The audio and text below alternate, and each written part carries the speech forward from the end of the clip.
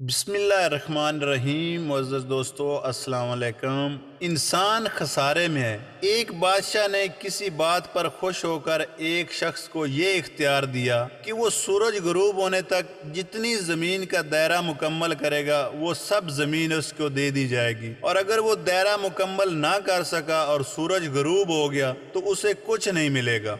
ये पेशकश सुनकर वो शख्स चल पड़ा। चलते चलते जोर हो गई तो उसे ख्याल आया कि अब वापसी का चक्कर शुरू कर देना चाहिए, मगर इस पर लालच ने गलबा पा लिया। सोचा कि थोड़ा सा और आगे चक्कर काट लूं। फिर वापसी का ख्याल आया तो सामने एक खूबसूरत पहाड़ को देखकर इसने सोचा इसको भी अपनी जगीर में शामिल कर लेना चाहिए। अलगर्ज वापसी का सफर काफी देर से शुरू किया। अब वापसी में यूं महसूस होता था जैसे सूरज ने इसके साथ रेस शुरू कर दी है। वो जितना तेज चलता सूरज भी उतनी जल्दी ढल रहा है। असर के बाद तो सूरज ढलने की बजाय लगता था कि पिघलना शुरू हो गया। इस शख्स ने दौड़ लगाना शुरू कर दी क्योंकि उसे सब कुछ हाथ से जाता हुआ दिखाई दे रहा था। अब वो अपनी लालच को कोस रहा था, मगर अब बहुत देर हो चुकी थी। दौड़ते दौड़ते इसका सीना दर्द से फटा जा रहा था, मगर वो था कि बस दौड़े जा रहा था। आखिर सूरज गुरूब हुआ तो वो शख्स जमीन पर गिर पड़ा और इस तरह गिरा कि इसका सर